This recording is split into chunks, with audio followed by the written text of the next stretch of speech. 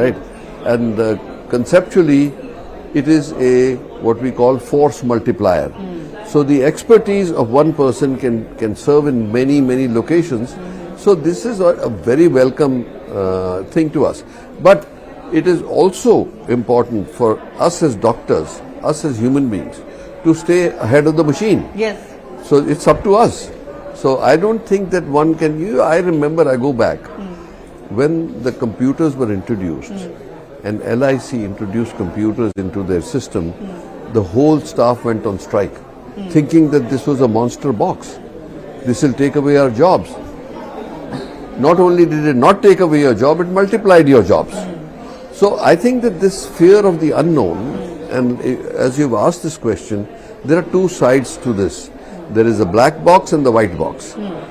The fact that we do not understand the neuronal guts of AI, not many people do, we look at it as a black box, which could be a shadow on us or something.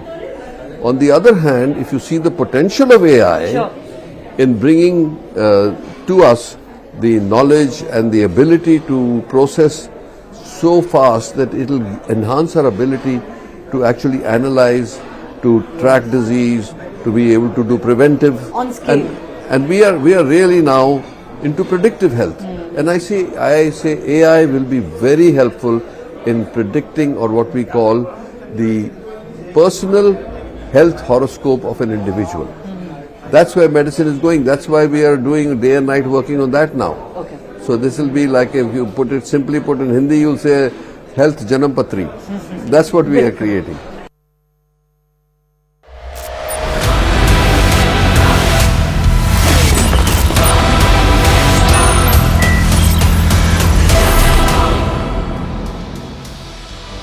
Viewers, the Finance Minister today spoke for just about 60 minutes in the newly inaugurated Lok Sabha. At the end of the 60 minutes, there were no tax breaks. Tax breaks, as you all know, viewers, are the unction applied by finance ministers to massage the arm voter. There were no bejeweled sops to the fastest growing political constituency, the woman voter. There wasn't even the standard oblation to the Annadata. Many had expected the Prime Minister to have offered a perfectly justifiable sweetening hike in the PM Kisan allocation upwards of rupees 8,000. It stands at 6,000. Inflation has after all caught up with the poor farmer in 5 years. There was no mad rush to propitiate the gods of sentiment on Dalal Street other than announcing the historic 11% capex spent. As it happens, the markets appears to be satisfied with the announcement, possibly because it signals a commitment to infrastructure development that is needed to propel an advanced economy. It's not as if many, certainly not the public, would have blamed the Modi government for doling out sops. After all, the BJP is resolved to decimate the opposition in a must-win, high-stakes general election. Viewers, the beauty of Finance Minister Sitharaman's interim budget is that it focused on the things that matter, viewers. Reverie doesn't matter, but it focused on the things that matter. Staying on the course of fiscal consolidation, deepening commitment to physical and social infrastructure, and signaling policy continuity, especially on the taxation and manufacturing front, to draw out private capital to spend in India, where after all, viewers, it is all happening. We are the only economy among the senior economies that is really leaping ahead. The Prime Minister said in his first comments that his government's budget has sought to empower the only caste that matter according to him, the youth, the women, the poor and farmers. Viewers, listen in to what the Prime Minister said, and then I'll talk you through the NDA's 10-year report card. But first, listen to it. Interim budget तो है ही, लेकिन ये budget inclusive और innovative budget है। इस budget में continuity का confidence है। ये बजट विकसित भारत के 4 स्तंभ युवा, गरीब, महिला और किसान सभी को एम्पावर करेगा। निर्मला जी का ये बजट देश के भविष्य के निर्माण का बजट है। इस बजट में 2047 के विकसित भारत की नींव को मजबूत करने की गारंटी है। मैं निर्मला जी और उनकी टीम को बहुत बहुत बधाई देता हूं। Now viewers, let me talk you through a few of the highlights, not of this budget, but over the last 10 years. After all, viewers, the NDA has been in power for 10 years. This is the right opportunity to take stock of where they are ending their 10 years in office, preparing for, of course, the Lok Sabha elections that will begin in another 65-70 days. First week of April, you might just see the first leg, the first phase of the elections kick off. So, if you go by that timeline, then you have about 70 days, viewers, 65-70 days. So, let me just talk you through what they've achieved, at least what the Prime Minister and Nirmala Sitharaman claimed in that budget speech that the NDA has achieved. A 7% growth project for the third successive year. That's very, very crucial, viewers, because many people, including the government, hadn't expected a spike such as this. They had sort of been a little more conservative on the numbers, but the numbers finally seem to be exceeding even their own expectations. A shrinking fiscal deficit from 9.2% in FY21 to 6.4% in FY23, despite, viewers, growth. A 3.3x rise in public sector capital investments in 2014. Huge, viewers. This is absolutely huge. It's transformational. And you can see the effects all around you as infrastructure comes up. India has grown to become the third largest fintech economy in the world. India is now the world's fourth largest stock market. Gross NPAs at 3.2%, which is a decadal low. Retail inflation within tolerance band of 2 to 6%. Viewers, that is quite significant. Record 8.18 crore ITRs filed for 2023-2024. So tax base has also increased. 34 lakh crore dispensed via direct benefit transfer. 51.6 crore Jan Dhan Yojana beneficiaries. 55% are women. It's very significant, viewers. And when the Prime Minister, in that bite that you just heard, talked about inclusivity, he said the budget is an inclusive budget and it is focused on yuva, women, poor and farmers. He's not wrong. A close reading of the budget appears to bear this out. First, the budget announces a rooftop solar scheme that targets 1 crore households, mostly, viewers, in the rural areas. The idea is to help the households generate 300 units of free electricity monthly. Aligned with Prime Minister Modi's vision, this initiative targets annual savings of 15,000 to 18,000 rupees, promoting energy self-sufficiency per household and encouraging consumption elsewhere. This is very important, viewers. That money that will be saved will either be spent on a rainy day or, viewers, will help boost demand or consumption, which will obviously boost knock-on demand and, viewers, really push up the flagging rural economy. Right now, we have a bit of a problem there. The policy also marks a paradigm shift away from other models of governance that provide ruinous electricity subsidies at the cost of the exchequer. You know the state governments, viewers, dole out these concessions and it pinches them. So if this model works, it can be scaled up across the country. Second, the budget also announced that the government will increase the Lakpati Didi target from 2 crores to 3 crores.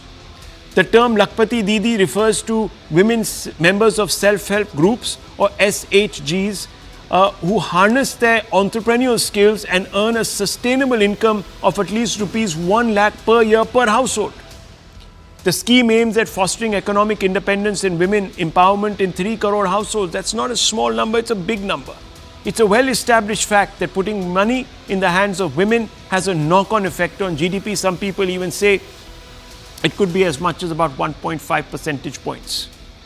Third, to improve ease of living and ease of doing business, the interim budget has also provided relief to around 1 crore small taxpayers. Petty, non-verified, non-reconciled or disputed direct tax demands, many of them dating as far back as the year 1962, as the budget says, will now be closed, shut in one fell swoop. That's a massive relief. These demands have continued to remain on the books, causing anxiety to honest taxpayers and hindering refunds of subsequent years. So very, very critical. And that's really what we've summed up in the budget highlights this evening. Historic capex outlay of 11 lakh crores, expansion of metro rail, Namo Bharat to more cities, 3 railway corridors for energy, minerals, cement. All of this, viewers, will kickstart and continue to burn the engines of the economy. Airports to be doubled to 149. 5 integrated aqua parks will be set up. 2 crore homes in 5 years under rural house plan. Lakpati Didi, I was talking about target from 2 crore to 3 crore. Scheme for housing for middle class soon. Rooftop solar scheme to benefit 1 crore. Interest-free loans to states to develop tourism. Viewers, clearly the NDA shunned the lurch towards handing out ruinous reveries to realize its short-term electoral goals because perhaps it is confident that it has performed. The temptation to resist a massive splurge is also an admirable nod to propriety. An interim budget is, after all, an interim budget. It would be highly improper to treat it like a conveyor belt to deliver electoral bribes to the voter. The NDA's respect for form or convention is in stark contrast to the way the UPA approached the interim budget of 2014, their last budget as it turned out. The then beleaguered Congress-led coalition government announced a series of aggressive, across-the-board excise cuts to woo significant sections of the voting classes. It also rolled out the one rank, one pension policy to lure in politically significant armed forces constituency without telling us how they were going to fund that. They left that, the presumption that when they come to power, they'll explain. More than this, it was accused by many experts of dressing up the budget mat to make its performance look better on key macroeconomic indicators, especially managing the fiscal deficit. It was all highly irregular, viewers. In the end, the UPA's desperate tactics were rejected by voters. Now it remains to be seen if the NDA's quiet confidence will resonate. Fundamental questions tonight, viewers. We're going to open this up for a debate. We'll also be talking to some stakeholders, important ones. Sanjeev Sanyal will be joining us to put the budget into context in just a short while. But let me first open up with some of our panelists. Dipanshu Mohan, Director, Center for New Economics Studies, is here with us. Sanju Verma, National Spokesperson of the Bharatiya Janata Party. Gurcharan Das, Senior Economist. None of these people, Nalin Mehta, none of them need an introduction. Managing Editor, Money Control, also an author. Celebrated author, best-selling author, Sanjeev Srivastava, senior journalist, all are with us. And I want to first begin by putting this entire budget into some sort of context for our viewers, because a large number of you will be saying, where are the headlines? Gurcharan Das, where are the headlines? They'll be saying. Nalin Mehta, you're smiling. Where are the headlines? So this could not be a budget worth even commenting upon. But it is, viewers, isn't it? Nalin, let me begin with you first. It isn't it? It's a budget that does the right things at the right time for the right set. So, Rahul, the headline we are carrying Money Control this evening is Confident Modi chooses prudence before the polls with a no surprise budget. I think what you're seeing is a workman-like interim budget. Historically, politically charged interim budgets have been outliers. The Prime Minister has chosen not to go in that outlier path. And I think the Prime Minister is very clear that the next budget, following the elections, is when a roadmap is going to be unveiled. Now, if you look at the messaging in the budget, you mentioned capex and the number you mentioned, but look at the percentage to GDP. It's 3.7%. 5 years ago, that was 1.5%. 1.7%. It's the highest ever. Now, of course, capex keeps rising every year, but when you see as percentage of GDP, the increase is very, very sharp. It's not just 11% from last year, but from 1.7% of GDP 5 years ago to 3.7% now. And that kind of gives you an indication of the wider vision behind it. If you look at PM Awas, for example, or the Ayushman Bharat Yojana, huge 2 crores more homes over the next 5 years. So I think you are seeing a focus on the 4 categories that the Prime Minister has outlined in the past as the 4 most important castes in India, which is women, farmers, poor and the youth. And you see the political framing of the budget within that, but within the larger rubric of a fiscally prudent budget. Fiscally prudent budget, yes, that one headline that has attracted those who are responsibly commentating and are invested in India's success is the fact that we are pretty much on the glide path to meeting that fiscal deficit target. Gurcharan Das, let me bring you in on this. It's important.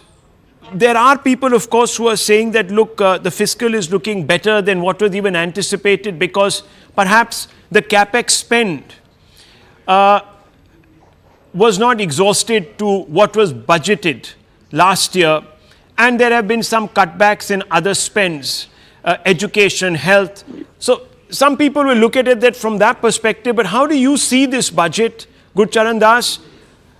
What do you think, I think it is going to lead look, to? I Yes. was relieved. Yes, you were because relieved. pre-election budgets are even interim are fraught with political risks. And I must say, this was not a political budget. This was a responsible budget. It continued what this morning I had indicated. It continued the growth paths. It was infrastructure spending leading to growth and jobs. And this is, there's a huge temptation before an election to dole out freebies, and this was not that kind of budget. So it requires guts to do this sort of thing, and I must say, I would have perhaps liked little tweaks. I mean, I would have liked the fiscal deficit to come down a little more. I had hoped to come down at 5.3, 5.4, but still it is sliding downwards. And it is, in fact, it's continuing the story. The real story is the continuity. And for the economy, continuity of policy is one of the best things that we can have, because it creates predictability for consumers, predictability for producers, and the bigger picture is definitely I mean, I love this idea of rural homes with solar panels. I mean, those are the kind of visionary things that caught one's imagination, and certainly the women's part, I think, that you mentioned is also important. The issues of the country still remain, however, and I think it's worth mentioning that this is the beginning, and whichever government comes to power has to follow this prudent fiscal path plus the growth orientation, because we still have to create an industrial revolution. 7% growth is remarkable. For 30 years, an average of almost 7% growth is impressive, and we should be proud of it. Right. But we have not created the jobs that come with 7% growth, and which is because we have not created an industrial revolution. So now we have to go back to basics. We have to do the reforms, the labor reform, the land reforms that were not done, but also other areas which require us in this difficult export environment, but we have to do it. We should go back, join RCEP, bring down our tariffs, join the global supply chains, and invest in education. Those are the basics Okay. that we need to do. Let me- I feel that we are on the right We're track. on the right track. General direction is right. BJP spokesperson Sanju Verma, you're also an economist by training, so it's good to have you. Just you. wanting to ask you a simple, straightforward question here. Many people are saying that, look, they could afford not to have the bells and whistles, the sops and, the what have yous, because you've performed well and you're confident of coming back. Now, the opposition has said that, look, this just exudes a sense of arrogance, taking voters to, some degree of granted, etc., because there are problems. It's not as if, look, it's still a work in progress, let's be honest about that. So there are problems. So how are you so confident that the voter will put you back in office in the next 4 months, 3 months, or what have you? Thank you, Rahul. You have a great panel here. Good to be a part of it. Both Nalin and Mr. Gurcharan Das, they made some very interesting comments. I'll elaborate on those later. There is one point which both of them made which sort of resonated with me. But as we head into Lok Sabha 2024 elections, I think there are a couple of things that need to be said. You pointed out a few of them in your introduction. Yes, India today is the 4th largest stock market globally. For the last 1.5, 2 months odd, we are the best performing Asian currency. We are the 2nd largest smartphone market. We are the 3rd largest automobile market. We are the 2nd largest two-wheeler market. We are the 2nd largest steel producer. We are the 3rd largest energy producer. So far, so good. Now, in any economy, taking off from what Nalin said, the government capex has gone up from 1.7% to 3.7% of GDP. Is there room for more? Yes. But, there are 3 things that are important on which the economy basically runs, especially a developing economy like ours. There's household capex, there's corporate capex, and there's government capex. Now, the government has done a large part of the heavy lifting. That is precisely the reason you saw that government capex has gone up by more than 3.5 times in the last 9.5 years. Now, in sharp contrast, despite corporate tax being reduced from 30% to 22% in September 2019, and for new companies from 25% to 15%, and despite the minimum alternate tax also being brought down, from 18% to 15%, we've seen incremental corporate capex to the tune of 5 or 6, maybe 6.5, 7 lakh crore. Now, if that corporate capex also increases to 9, 10, 11 or 12 lakh crore, the multiplier effect that it will have on jobs, incomes and employment and, by virtue of that on the GDP numbers will be phenomenal. So what I'm trying to say is that currently with only one, key leg of the economy, the government doing the heavy lifting and household capex also being on track. And household capex, I think, is best judged by the fact that you have, for instance, a Maruti Suzuki, which sells 1.65 lakh units a month, which means every minute Maruti is selling 5 cars. You have tractor sales, which are on an average up 18 to 20% year on year. You have two-wheeler sales, which are up 7 to 8% year on year. You are selling 20 lakh motorcycles every month. You're selling 38 to 39 lakh cars every year. So household consumption spending is on track. Government spending is absolutely phenomenally well on track. Corporate capex, I think, took a hit after you had 2 black swan events. One, the worst pandemic in over 100 years in 2019-20, and then you had the Russia-Ukraine conflict. But despite 2 black swan events, despite global headwinds, I say huge credit to Prime Minister Narendra Modi that he did not shy away from structural reforms. And I say this with full confidence that Modi did not engage in incrementalism. He went for the whole hog. And that is the reason when the world is struggling with 2% GDP growth, you have India, which saw 9.1% growth 2 years back, 7.2% GDP growth last year, and in the first half of this financial year, we are already at 7.7%, and we are likely to end this financial year with 7.3 or 7.4%, which I think is excellent by any yardstick. But many people continue to say that yes, there has been GDP growth, but it hasn't been equal. And perhaps one of the reasons why we haven't been in the 8% plus category, and I think Gurcharan Das made that point also in the morning, is because of 2 reasons really. One is that private consumption has been flagging, and there is evidence to suggest that. Number two, there are just too many people working farm jobs. We need to ensure that manufacturing really takes off. That's the point that he made. Now, we'll discuss that. I just want to bring in Dipanshu Mohan. Dipanshu Mohan, where do you stand on this confidence that the government exudes about how it's done? And is it all that it's being made out to be?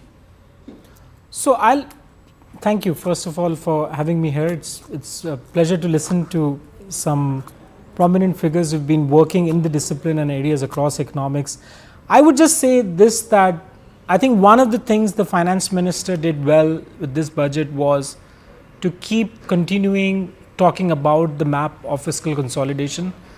There are two reasons for this, and allow me to just sort of explain why is this important. First, when you talk about a low growth trajectory, I mean, India's potential is anywhere between 8 to 9% grow over that level. When you're growing at a suboptimal level to that potential, it becomes very important that the outlays, that is the spending plan that you have, is consistent with the growth rate that you are at, which is right now around 6% or so. As a result, a lot of pressure would be on the government to sort of spend on almost everything possible, revenue, capital expenditure. Now, with the last few budgets, I think the pattern is very clear. The government prefers to go higher on capex based spending to feel that India needs a lot of physical infrastructural development. As a result of that, the government wants to invest that. The other spillover effect, which is what we traditionally call in neoclassical economics as multiplier effect of capex, is that the private investment would come in over time. That hasn't come through across sectors, and that's troubling. When I say troubling, because we see that wherever even the private sector is investing, the capacity utilization of that is roughly around 70%. Yes. I'll give you the example of manufacturing. Now, what it does is then puts even additional pressure on the government to spend more. That the government has clearly indicated today is that it's not willing to do that. There's a limited space to what the government can do, and it's wanting to continue on fiscal consolidation. The question we have to ask is, where does that additional investment come from to kickstart growth in India, if you're really looking at a long-term vision? And for that, unless and until you open up the gates for two things, consumption-based spending and investment, nothing is going to happen. Now, for investment, the government has done cutting down corporate income tax year after year. A lot of leverage has been given to the corporate sector. For FDI, the government has, through PLI and many schemes. I was very surprised that PLI was not even mentioned today once, given how much the government has spent. Yeah. And it's public money, and we have to ask the question whether the scheme has. And there has been a reluctance from the government to explain. And I'm not saying that the PLI. One second, Sanju Aman, let him finish his point. I'll come to you. I'm not saying that the net PLI hasn't done well. What has happened is much of the manufacturing is happening with a high component of import weighted goods. Right. As a result, we are importing way more than what we are exporting, which we see in the current account deficit. The final point here is, so if investment is not coming through, you need to make people to spend more. I will only spend more even if my income is going up, or I have an additional job where which I'm additionally earning money. Now, 60% of the data that we see of income earners in India have not seen incomes rising, and the PLFS data is out there. I'm surprised how the PLFS data release was timed very close to this. The data is very critical on what the economy and the state of the economy is. If you look at 60% of the income earners have seen a real income decline or stagnation in real wages, which means that household savings, debt levels, household savings is going down, debt will go up, and that creates a problem for consumption demand. Where will 65% of the population, which is in the rural areas, going to spend that money? So you are dependent then on the 20% which are seeing an income rise, that's you and me, who are seeing an income rise, and we are spending on more coffee, more goods that we may want to spend on, and that will drive growth. It's doing that, but at much, much lower potential than what India can. Okay, so let me quickly get Sanju Verma, who's raising a hand, to respond now, to open this up further to two of our other panelists. Yes. Okay. It was nice to hear, the flip side of the story from Dipanshu Mohan. I disagree with him on a couple of points. Of course, there's always room for more. India has the potential to grow at 8, 9, why 8, 9, even 10%, 11%, but you forget one very important thing. Earlier in the past, when India grew at say 6%, 7% or 8%, you had a very benign global geopolitical situation where interest rates were low, inflation was low, and yields were low. Now in the last 2 years, I'm sure Dipanshu Mohan will know this better than anyone else, yields, 10-year bond yields in the US were next to zero. In fact, in countries like Germany, Italy, France, etc., yields were negative. And suddenly, you have 10-year bond yield in the US at between 3.9 to 4.2%. Indian bond yields, which were at about 5.9%, are today at 7.1%. So the point I'm making is, against the backdrop of rising global bond yields, rising domestic bond yields, rising interest rates, don't forget that till 3 years back, US was struggling to have 2% inflation. And 2 years back, at the height of the pandemic, US had 11% inflation. UK consistently had 12% inflation, the highest since 1970. Germany was seeing 11.9% inflation, the highest since 1967. So the limited point is, against the global backdrop of rising interest rates, rising inflation, and rising bond yields, for India to consistently grow at 7% plus is nothing short of a miracle, and that miracle hasn't happened by happenstance. That miracle has happened because the Modi government has put money into the hands of the public. Just 10 seconds. 34 lakh crore. When you say that this kind of money has been transferred to the poorest of the poor by way of direct benefit transfer, how much is 34 lakh crore? It is close to 7 to 8% of the GDP. That's not a small amount by any yardstick. So that is how the Modi government has brought growth back on track despite two debilitating black swan events. Okay. Look, before we get enmeshed in a back and forth, I want to bring in both Sanjeev Srivastava as well as Gautam Chikkarmane, who's of course with the Observer Research Foundation. Now, Gautam Chikkarmane, look, there are two ways to skin this cat. And we have to ask ourselves, why aren't we growing to the expectation that we have of ourselves?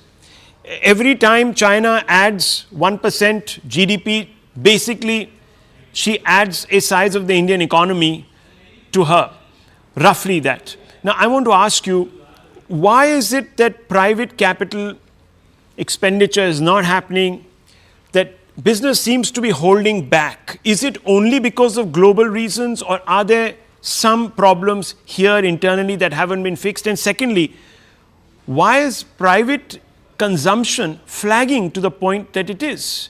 Why do we have 40% of our youth out of jobs? Youth, I said.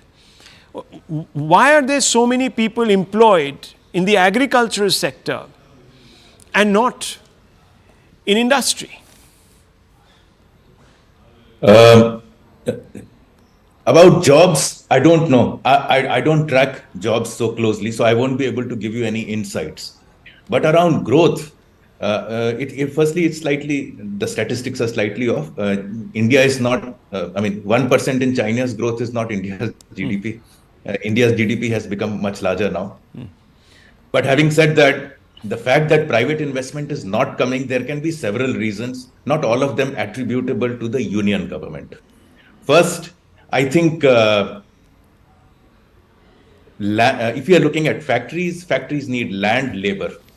I don't see companies not coming in because of lack of land or because of lack of labor, or because labor reforms haven't happened. Over the past 10 years, we've seen enough companies come and set up their factories. Why are they not coming at a faster pace is perhaps the question. And why aren't Indian companies expanding? That can be second part of the question. Now, Indian companies not expanding could be simply a matter of capacity utilization, as we discussed yesterday night, and which I repeat. Basically, I think Indian manufacturing is functioning at around 75 to 78% of capacity utilization. It may be linked to demand, but it could be the lack of exports, for instance, or it could be some other function. But if the capacity is not being utilized today, why would anybody put in more money? Second, I mentioned this yesterday, but I'm not very certain whether it's 100% accurate. I mean, I'm now introspecting and questioning myself. I don't see electoral uncertainty. Yesterday, I had said that perhaps because of electoral uncertainty, companies are holding back in order to see whether there will be policy continuity or not. Right. This budget, as we have seen, is completely continuing with all the policies of the past, investments in infrastructure, a better management of fiscal finances. I mean, I gave you the numbers. Let me give you some of them once again. Corporation taxes has gone up by 2 percentage points. Income tax, 2 percentage points of the budget. So income tax has seen an increase of 4 percentage points. Borrowings are down by 6 percentage points. All these are good fiscal indicators. So the fiscal management by this government has been and continues to be good. The incentives to the private sector have been there and continue to be there. Can more be done? Certainly. For instance, our regulatory framework is extremely, it's choking. And I think those reforms are going to come in case the Modi government returns to power. Within the next 2 quarters after that, you will see major compliance reforms. And so I think the bedrock is getting created for private investment. Okay, let me bring in Nalin Mehta. That's an important point. It's a very difficult question to answer right now. There are just too many moving parts. I agree there is global stress. I agree that the liquidity has sort of worn off, etc. Okay. But I'm not very confident about either this is the reason or this is not the reason at this moment, because of the moving data points do not point to any conclusive evidence. My sense is that given the government capital expenditure over the past few years, it's about time, maybe 1 quarter, maybe 2 quarters, that you will see private investment coming. Okay, so let's get into, let's ask Sanjeev Srivastava, Nalin, as well as come back to the director of the CNES, who's here in the studio with us, Dipanshu Mohan. Sanju Verma, I'll come to you for concluding comments. And of course, there is Gurcharan Das. So let's just quickly go through all our panelists. I want to look a little forward. Okay, fine. The Modi government has done well enough to warrant another term in office. At least that's what it thinks, Nalin. What do you see the Modi government doing to bite the reforms bullet? Where is it going to go, and will it be dependent on fundamentally the quality of the victory? So, look, I think of course the quality of victory matters.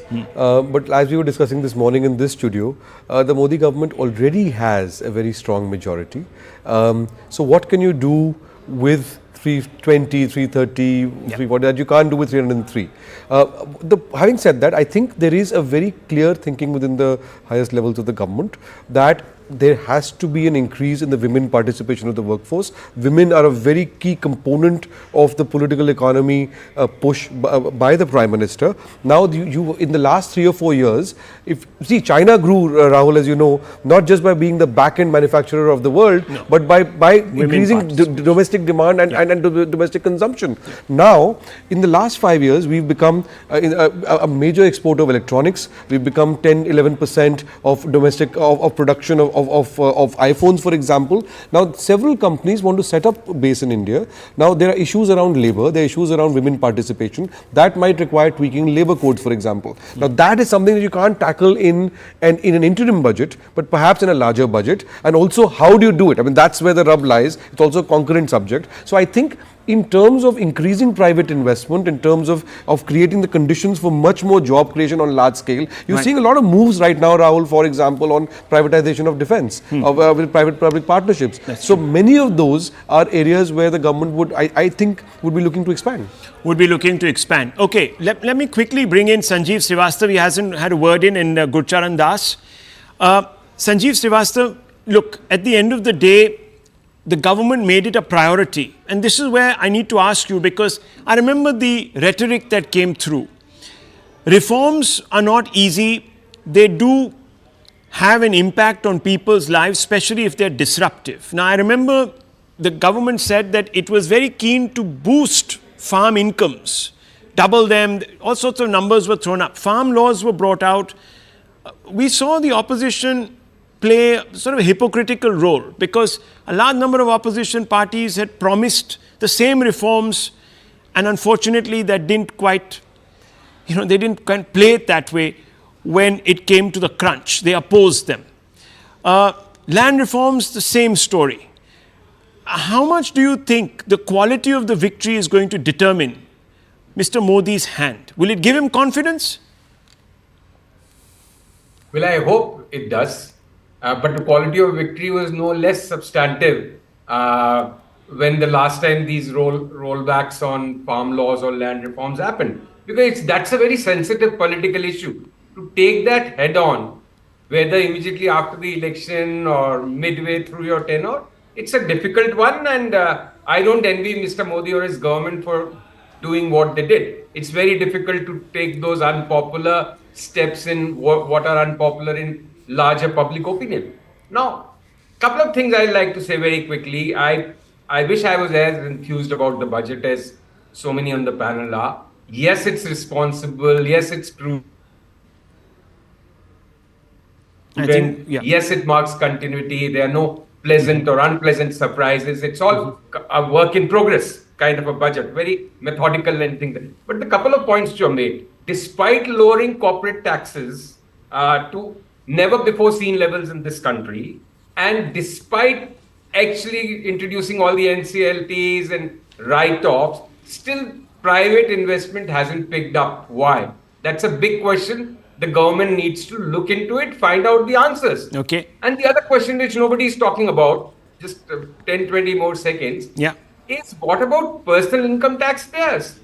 What do you think, Rahul? Person who is earning 15 lakhs is a very rich guy. He pays up 30% tax plus surcharge, and then you pay GST and all the other taxes. You end up paying 40-45% of your income in taxes. Right. And that's great because middle class doesn't count. And there is nobody who is there to raise their voice, despite so many middle class people sitting on this panel only. So why don't we talk about it? Why are we the highest tax the government on planet Earth or amongst them? I'm not going to speak for the government, but there is a logic to that. They'll say that, look, they've been able to keep inflation low. There have been other knock-on effects of other policies, etc. No, I mean, fundamentally, better management of... what that management is, you reduce corporate tax. Okay, let me open this up. Let's ask those two questions. Why has private investment not come to... Sanju Verma, you'll get the last... Yes, I agree with you. Look, it's a pain point for a lot of Indians. I agree with you. So let me bring in... Okay, Dipanshu Mohan, very quickly. Middle classes are rogered. Very quickly. Middle classes are rogered. Now, whether they don't constitute a unified vote bank, there are several other issues there, but nonetheless, no interest there. And private investments, flagging why? Yeah, so I think I'll just very quickly say that I think we made a very important point, and most of the panelists have said this, that factor market reforms, land, labor, capital, and entrepreneurship, and to fifth extent, technology, digital public infrastructure. Right. A couple of things can be taken care by the union government, but most are left to the states. Now, there are states in India which are receiving a lot of private investment. You want to know which state? Tamil Nadu. Manufacturing GSDP in Tamil Nadu right now is in double digits. If you look at the union level manufacturing contribution to GDP, it was 22.5% in 2013-15 period. Okay. Between 2019 to right now, it's 22.7. Manufacturing growth has not picked up in India, not just in the last decade. If you look let's get into the reasons. The reason is because see what data does it tells you what's not happening at the national level, may be happening at some states.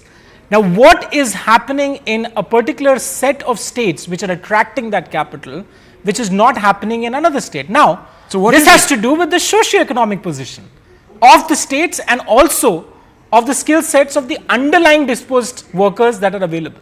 So, talk about UP.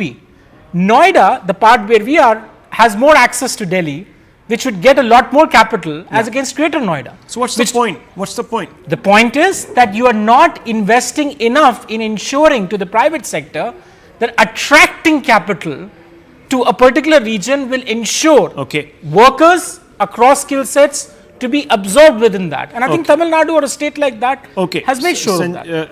Sanju Verma, quick response. Yes. Yeah, Sanjeev Sanyal Yeah. waits for us. Right. Yes. You Go know, ahead. I just have this to say. Yeah. People who say that nothing has been done for the middle class, very quickly. This is the first government which actually brought down the tax rate from 10% to 5% in the 2.5 to 5.5 lakh category. We raised the basic exemption limit from 2 lakhs to 2.5 lakhs and then 3 lakhs per annum. We increased the tax deductible limit, from 1 lakh to 1.5 lakh under 80C. Under Section 24B of the Income Tax Act for rental income paid, we increased the tax deductible limit from 24,000 to 60,000 rupees per annum. But most importantly, which nobody here in this panel has said, I think we removed and did away with the draconian retrospective taxation which was introduced in 2012. We did away with Chidambaram's legacy of the dividend distribution tax, which was actually hurting corporates and companies and mutual funds. Sanju Verma. Sanjeev Sanyal will disappear if I don't go to him right now. I'm sorry, we've had a good interplay. I'm sorry I have to cut you off. I just have to go straight across. Thank you for taking the time out, Mr. Sanyal. I know it's a busy day for you. How do you respond to the criticism that the interim budget is hollow? The speech was the shortest ever and it pays lip service to welfareism. Straight question. First of all, if the main criticism is that the length of the speech was not especially long, then I don't know how I can even take it seriously. The fact is that this is an interim budget, as you yourself said. It's a vote on account.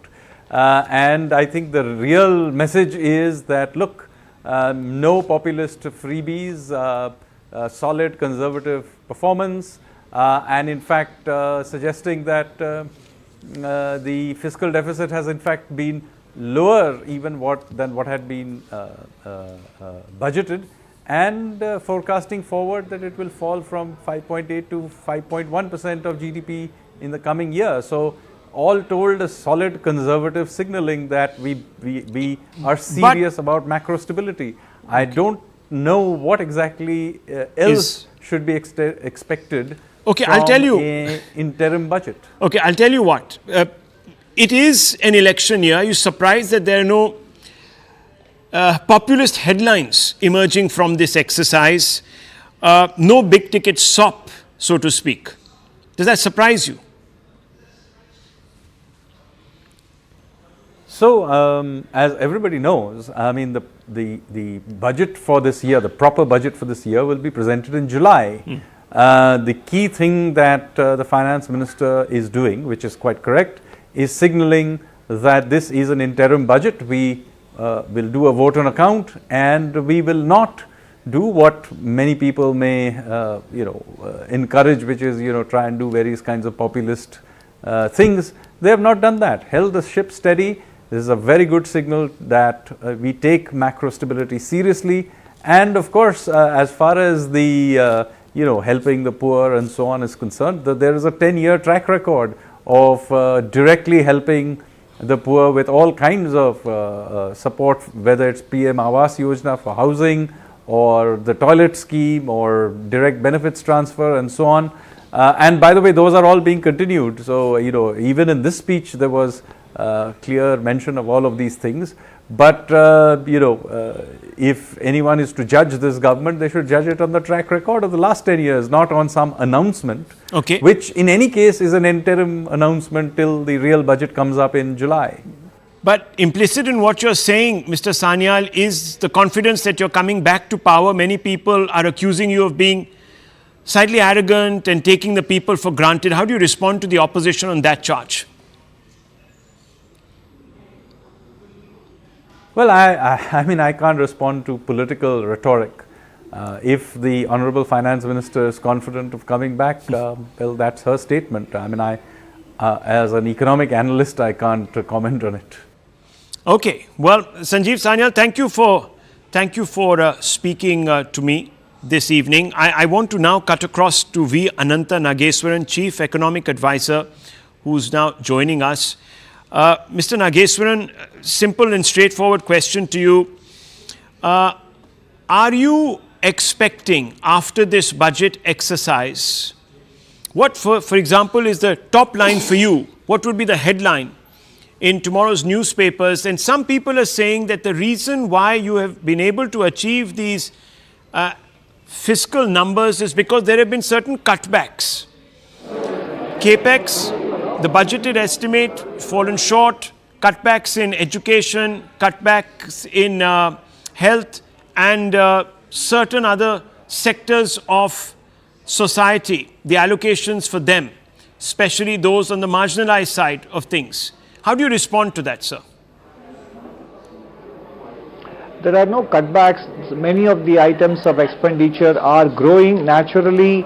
When the nominal GDP is growing at 10.5%, some sectors will grow more, some sectors will grow less, but many of the sectors on the social side also have a large state government's expenditure component as well. So it is not that budget consolidation is being achieved at the expense of social sector spending. That is one. Two, states have a big role to play in social sector outcomes. Three, the government did announce a 5-year extension of the Prime Minister's Garib Kalyan Anna Yojana, and it has also announced an extension, increase in the target for Prime Minister's Awas Yojana Grameen from 2 crore homes to already 3 crore homes completed, by another 2 more crores. And Lakpati Didi, the target has been raised from 2 crores to 3 crores, etc. So, and if you look at the number of educational institutions set up in the last 10 years, whether it is medical or engineering colleges, or for that matter, management institutions, number of universities, you see it in the outcomes in terms of gross enrollment ratios. So, in general, this government has been not about outlays, but about increasing the efficiency of the outlays and translating them into outcomes. And that is what that is why it was able to achieve saturation coverage of COVID vaccination and direct benefit transfers, while other countries which opened their fiscal taps in an unlimited manner were not able to achieve the kind of outcome that India was able to achieve. Therefore, concern for economic and inclusive development does not necessarily mean only higher outlays, but it also in terms of effectiveness of implementation. Well, I'll leave it at that, Mr. Nageswaran. Thank you very much for speaking to us. Let me take a very short break here, viewers. Fundamentally, the big takeaway tonight, workman-like budget, as Nalin Mehta put it, a budget that exudes confidence in performance and an extremely continuity-orientated message being sent out not just to industry, but also, of course, viewers, to voters, that they can still expect to be lifted out of poverty. Take a very short break. We'll be right back.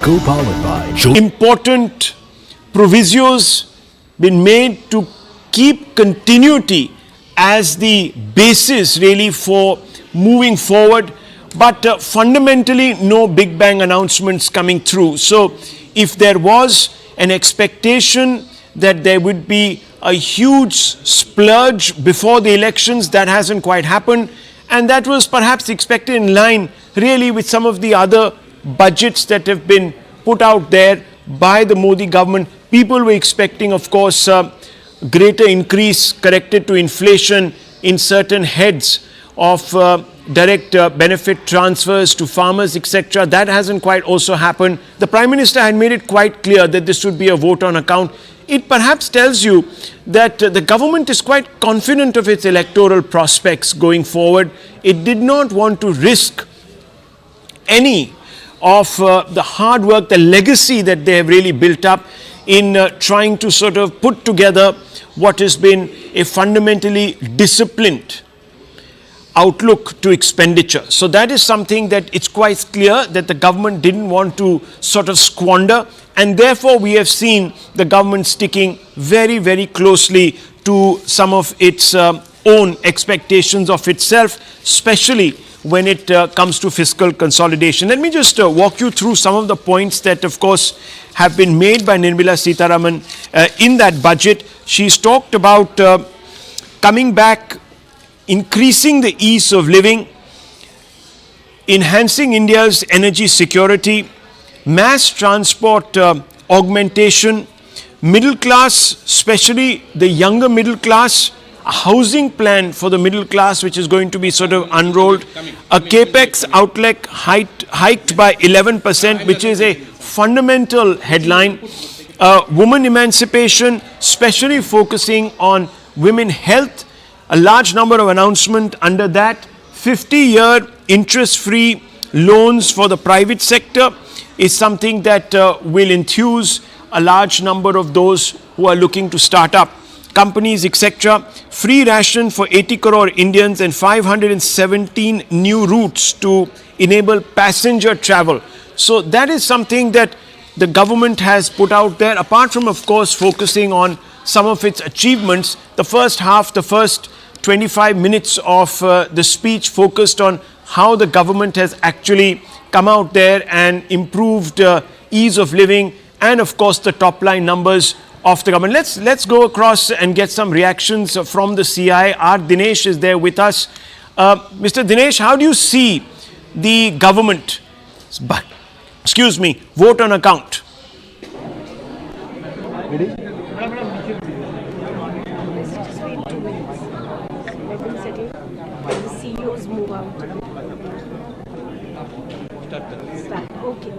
Start? So, the immediate reaction, thank you for joining us today.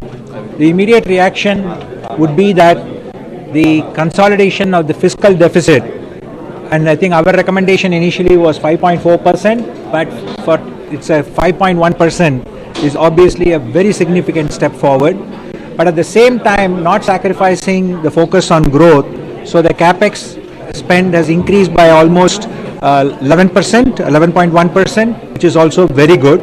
So the continued focus on infrastructure growth takes place. The third aspect, which is very important, is the focus on the rural sector and also the four aspects of women, the farmer and the poor being taken care of. The continuation of the housing, both for women as well as for the rural sectors, are all very welcome. So this takes care of the equitable growth approach of the government. And we have to wait and see regarding the direct tax and indirect tax proposals. As the finance minister has said, that will be taken up only in the final budget. So therefore, this budget does not cover that. So as far as we are concerned, it's a very positive step forward with regard to having the headroom available for growth, considering the fiscal deficit and also the focus on equitable growth. From an industry perspective, obviously we will wait for the main budget to come to look at that details. Thank you. Well, a short statement there from the CII. But as I was telling you, viewers, the focus really is on reassuring India that fiscal consolidation, the glide path to those fiscal numbers is very much in place, and that has seen already the market reacting extremely positively. So very, very important, because there was always this apprehension that in an election year there would be this lurch towards splurging, to be putting out schemes, etc., that would break the bank, so to speak, and send our glide path towards fiscal consolidation haywire. But that has not happened. It tells you that the government is quite, at this moment, secure in its own political and electoral prospects, which is a very important signal that has come out from the Modi government, because fundamentally it has eschewed any real populism. Infra growth, the capex expenditure has been hiked by 11%. Continued focus on infra. There has been visible changes in and around us when we look at roadways, etc. Those that were expecting tax breaks come away disappointed. We continue with the same tax slabs for both direct and indirect taxes, personal and corporate.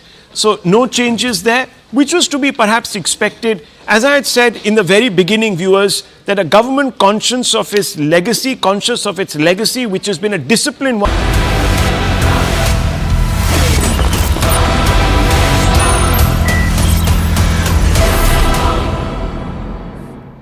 Viewers, let's go straight across and get an opposition point of view.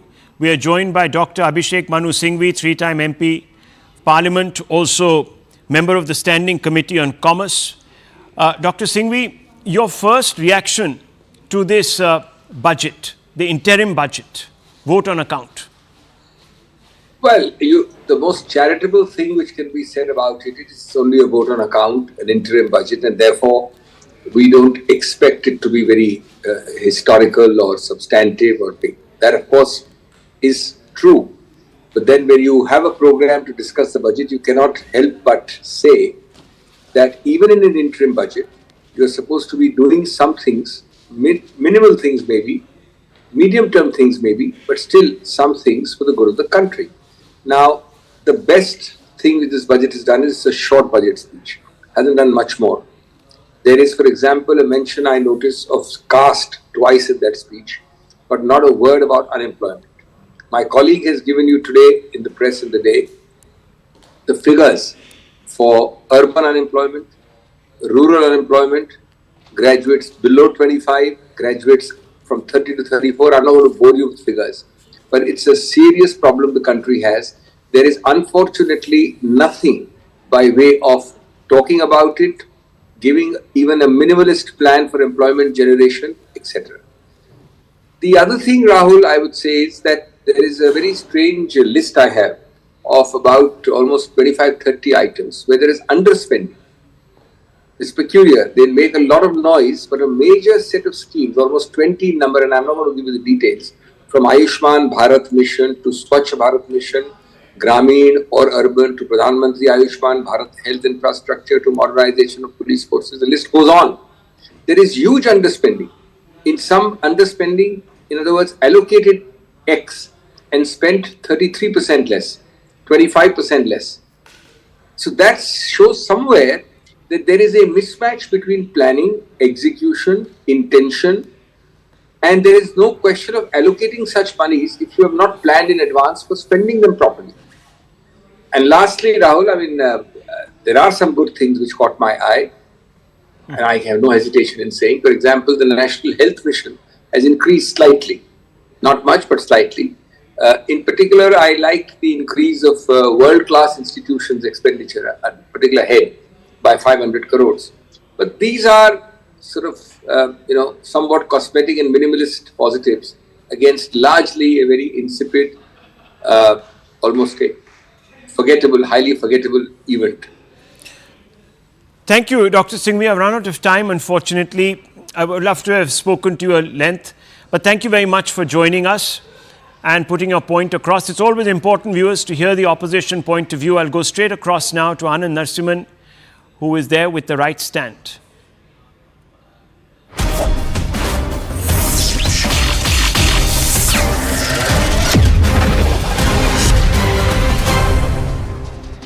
Namaste, Jai Hind, and welcome to this edition of The Right Stand. I'm Anand Narasimhan. Ahead of the 2024 battle, Finance Minister Nirmala Sitharaman ji presenting the interim budget, or largely the vote on account. The NDA government making it very clear that for them, Rashtra comes first and not Rewdis. The government said their focus is on the poor, women, youth and farmers, something that Prime Minister Narendra Modi has outlined the 4 pillars for whom he is working so hard, him and his team. The government is working so hard. Also saying that the budget is for a Viksit Bharat by 2047. It's laying the foundations and perhaps staying on that path which will take Bharat into that level of a developed economy, a developed Bharat by 2047. While there's no change in the long-term, short-term capital gains tax, direct or indirect taxes, the government has set a fiscal target for 2024-2025 at 5.1% of the GDP, so down by about 0.7%, from 5.8% to 5.1%, and in the forthcoming years eventually bring it down to about 4.6%. That's very ambitious, and that's got a lot of corporate sector, the private sector, very perked up and looking at that commitment. But budget raises the capex target by 11.1% to rupees 11.11 lakh crore to steer Bharat's economy to the third largest spot. So continued investment on infrastructure. Now, as the Prime Minister led NDA completes 10 years, let's take a quick look at the budgets in the Bharatiya Janata Party led regime and how they were different from those during the UPA regime. First up, let's look at some of the markers. Capital expenditure. Financial year 2014, the budget was 3.92 lakh crore. In 2025, 11.11 crore. Let's look at the next marker. Agriculture budget. 21,933 crore just about 10 years ago. Now it is 1,25,000.